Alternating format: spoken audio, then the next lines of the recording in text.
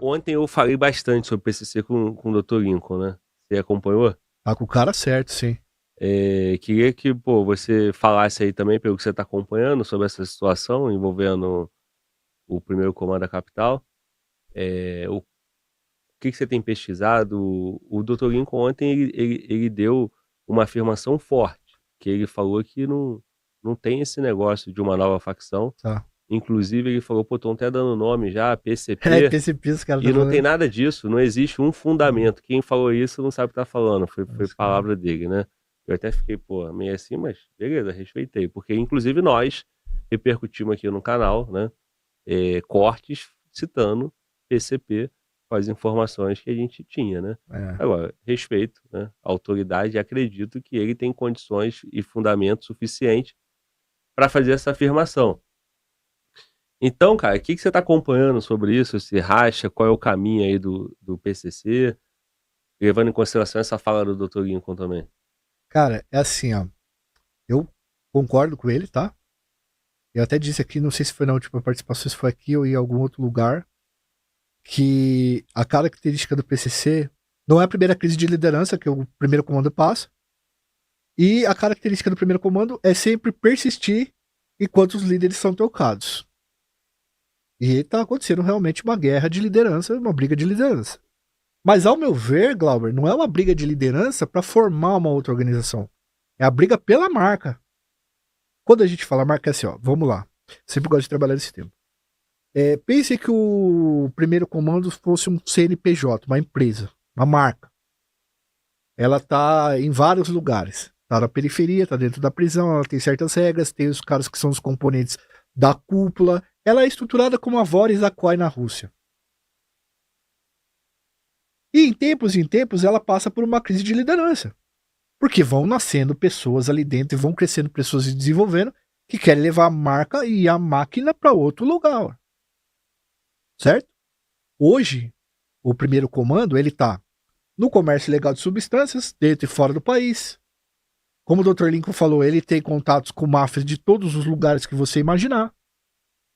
Ele é gigantesco em controles populacionais também, controles de narrativa, controles de regras dentro das periferias de São Paulo, estão em praticamente todas as unidades federativas.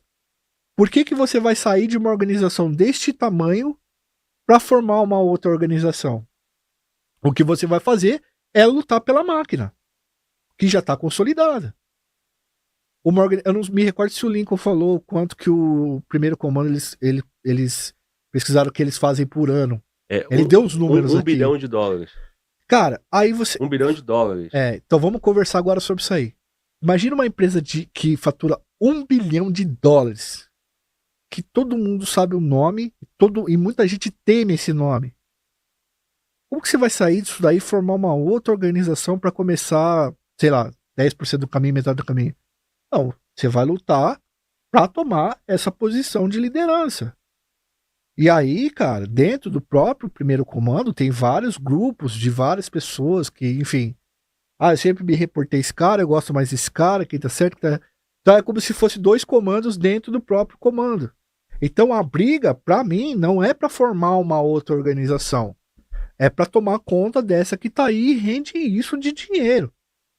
Os caras estão desde a quebrada na biqueira até patrocínio dos domínios de cidades.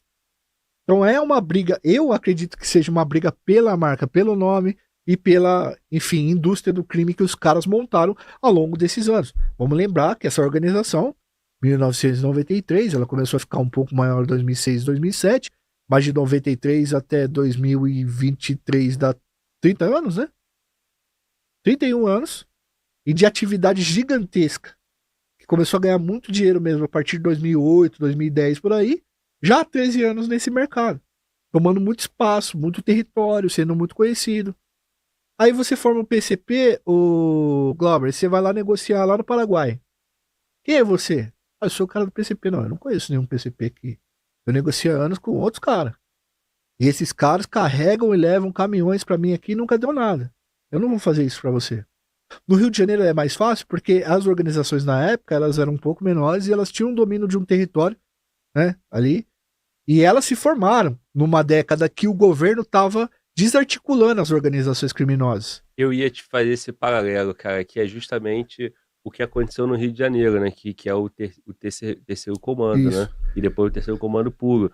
O que deu um entendimento até pra mim, né, cara, eu estava, entendendo possível essa nova facção em São Paulo, porque é um movimento natural que eu vi, No Rio. cresci vendo no Rio de Janeiro. É. Exatamente. O Rio tem uma dinâmica que as organizações elas são como se fosse um selo, uma camisa que você veste e você pode trocar uma organização pela outra em determinados. Se você atingir determinadas qualificações, ou simplesmente se você brigar com uma organização e fazer outra. Também não nascem organizações criminosas todos os dias no Rio de Janeiro. Né? A maioria dessas organizações elas surgiram de brigas na própria prisão e que esses caras formaram outras organizações pequenas que foram crescendo juntos. O governo do Rio de Janeiro fez um trabalho para desarticular o Comando Vermelho, para desarticular o Terceiro Comando, e vários rachas que foram acontecendo ali foram abrindo outras organizações e elas foram crescendo juntas. A gente está falando de uma organização que é gigantesca e que os membros relacionados a essa organização, eles têm uma ligação de sangue com essa organização. O primeiro comando antigamente ele fazia batismo cortando um pedaço, jogando sangue dentro do copo pro cara beber. Entende como tem uma relação de sangue? E aqui no estado de São Paulo, houveram outras organizações criminosas. Houveram o CRBC, o terceiro comando da capital, mas elas não vingaram porque o primeiro comando ele tem essa característica de monopolizar a violência. Então você pega vários estados do Brasil e esses estados eles fazem o quê? Chega lá o primeiro comando e chega o comando vermelho. O comando vermelho é uma espécie de selo que o cara abraça e fala assim, bom, eu tô aqui pegando do comando vermelho e eu sou o comando vermelho. Já o PCC não, o cara tem que se filiar, o maluco tem toda uma outra relação. Tem um telefonema que o Tiriça, supostamente, né? O Tiriça e o GG do Mangue fazem pro NEM da Rocinha no Rio de Janeiro, que é excelente, mano. Depois, acho que você já fez react. Comecei a reagir, cara, e nós tivemos uma falta de comunicação aqui interna nossa, que eu não dei sequência. Eu quero até que depois você conte esse fato, porque é um vídeo muito bom, o público ficou bastante interessado, mas eu não consegui reagir até o final porque eu não entendi muito bem, teve problema no áudio, no vídeo. Sim. É um vídeo que dá para entender, é um áudio que dá para entender muito bem como é que funcionam as organizações do Rio de Janeiro e de São Paulo. O Tiriça e o GG do Mangue ligam pro NEM da Rocinha, e aí quem atende é um assessor do NEM, comparsa, né?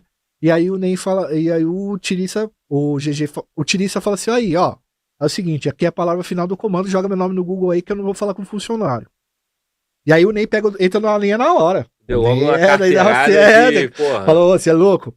E aí os caras, ó, aqui nós é amigo do Fernando. Obviamente que eles devem estar falando do Beira-Mar, que é a porta de entrada para você começar a vender qualquer coisa no Rio de Janeiro naquela época era. E aí eles querem, tipo, negociar, porque eles já rompem com o CV, né, nessa época, em 2010, e eles querem negociar com outras organizações. E aí o GG pergunta, qual que é seu time? Qual que é a sua camisa aí? Né? E aí o Ney falou, não, eu sou ADA, mas assim, eu não tenho problema com ninguém não, o Fernando é meu amigo, eu não tenho problema com os caras do CV e tal. Então o que que o Ney... Daí o Ney pergunta, e vocês aí é o quê? Aí ele falou, amigo, a gente aqui é diferente. Aqui, se você sair da nossa organização, já era. Você morre. Você não vai para outro lugar. Aí falou, não, aqui os caras tal coisa, tal coisa, tal coisa. Então, por exemplo, o Rogério 57, que era braço direito do NEM, quando rompeu com o NEM, ele sai da DA e entra no CV. Ele pega uma outra camisa para vestir. No caso de São Paulo, não. O cara tem uma relação de vida com a organização. E é por isso que a organização, depois de muitos rachas, ela continua existindo, enquanto as pessoas que racharam, algumas delas se deram mal, outras não. Que é o que a máfia napolitana faz, que é o que qualquer organização muito forte ela faz. Entende? Ela tem as suas trocas de comando, em determinado momento, a organização fica, a empresa fica, e os donos que trocam. Os donos não, mas os gerentes que trocam e essas coisas. Por isso que eu não acredito que vai existir duas organizações criminosas aqui em São Paulo. Até porque isso aí é horrível pra quem tá vendendo muito pó, né, cara? Imagina uma guerra entre duas organizações agora, dividir orçamento, dividir fornecedor, dividir soldado. Paz, guerra não é bom pra ninguém. Cara, o que eu entendi disso aí? Tanto com a fala do Dr. Lincoln aqui ontem, com a sua. É que os líderes do PCC, eles não querem começar do zero, né? Eles não querem. Eles estão lutando pelo comando, Claro. que ele entende que a ele pertence. Então, o Tiriça, o Abel e o Andinho, eu começar outra facção, mais fraca? Porra nenhuma. Eu mando aqui em cima, dá mais forte. Entendeu? E o Marcola tá errado e ele tá tentando restabelecer a paz, né? E o Dr. Gaquia falou o seguinte, que não veio nenhum informe de Brasília, não tem nenhuma informação que o Tiriça, o Abel ou o Andinho queiram uma nova facção. Ah, sim. Né? Então não tem isso em São Paulo, não tem nada disso em São Paulo. O que tem é eles querendo chegar num acordo, né? Deu o tempo, eu entendo assim, deu o tempo do Marcola, parece que os caras estão falando, entendeu? Isso. Já deu. Que tem uma pressão ali em cima do Marcola.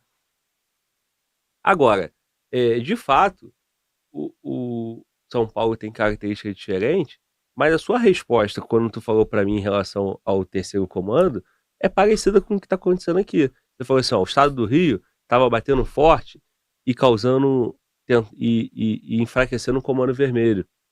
E aí surgiu uma outra facção. Aqui em São Paulo, com tudo que nós estamos acompanhando nos últimos meses do noticiário e com a explicação do podcast de ontem, com o Gaquia, tá mostrando que o Estado tá avançando e tá provocando esse racha no PCC. A diferença que eu vejo é a percepção do criminoso. Esses caras, eles sabem que tá tendo um problema, eles estão mais fracos, eles estão tomando pancada, mas eles querem se aglutinar para se fortalecer. Eles não querem dividir, né? Enquanto a postura do GAECO é o quê? Dividir todos eles para ficarem mais fracos. Então, percebi o quê? Que se dividir é o que o Estado quer, que eles ficam mais fracos para poder avançar e combater, entendeu? Cara, mas quando você tá falando de uma organização gigantesca que produz tudo isso daí, que tem tudo isso de dinheiro, e do jeito que ela se estruturou, fica muito difícil, cara, fazer montar essas outras organizações. Eu acho que é muito gigante, cara. É muito gigante. Quando o terceiro comando surgiu, não era igual nossa, o PCC não era hoje, desse não tamanho, chega aos pés. não, cara. E outra coisa, não tinha cadeia de comando centralizada, Sim, né? centralizada, igual São Paulo tem. Era cada dono de morro tinha a tua boca, né? Exatamente. Então, assim, a tua boca não, né? O teu território, né? Isso. E assim, o próprio terceiro comando, ele já nasce de uma outra falange que tá dentro da cadeia ali. Dentro daquele lugar onde o CV nasceu. E eles começam a fazer. É quando o Fernandinho e o E saem do Rio de Janeiro, numa nova geração, que eles começam a adentrar o Paraguai e aí trazer muita coisa, é que os comandos começam a ficar grandes lá no Rio de Janeiro mesmo. As organizações criminosas ligadas ao comércio ilegal de substâncias começam a ficar gigantescas, maiores, né? E aí, cara, é muito mais fácil você trocar de organização quando você tem 3 morros, do que quando você tem toda uma rede gigantesca de pessoas que cooperam em cima do mesmo nome. É muito mais complicado isso daí, cara. Aqui em São Paulo eu não acredito que os caras vão construir isso. Até porque, cara, sair do primeiro comando é você deixar um negócio de bilhão pra você começar do zero, da metade do caminho. É muito difícil, cara. E assim, os caras ajudaram a construir a marca, né? A marca não, o PCC, né? Igual você falou, pô, o Andinho fazia sequestro aqui em Campinas e mandava dinheiro pros caras.